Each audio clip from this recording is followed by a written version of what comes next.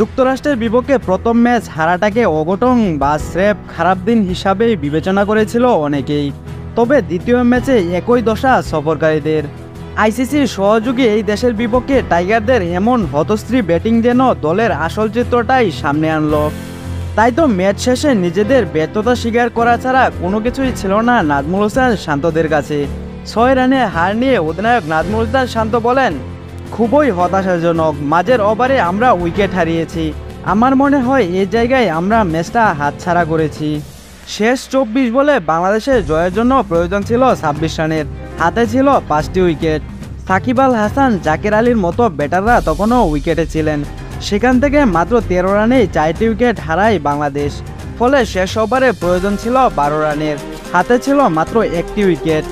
ইনিংসের শেষ ওভারে আলী খানের করা ওভারে প্রথম 2 বলে 5 রান নিলেও তৃতীয় বলে উইকেটের পিছনে ধরা পড়েন রিশাদ হোসেন, যার ফলে বাংলাদেশ 6 রানে ম্যাচটি হেরে যায়।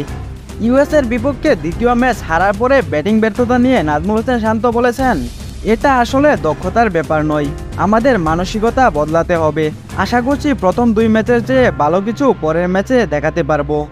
সত্যি কথা বলতে আমরা ভালো ক্রিকেট খেলিনি, তবে আমাদের হাতে আরও একটা ম্যাচ আছে। আমাদের ভালো পরিকল্পনা করে আসতে হবে।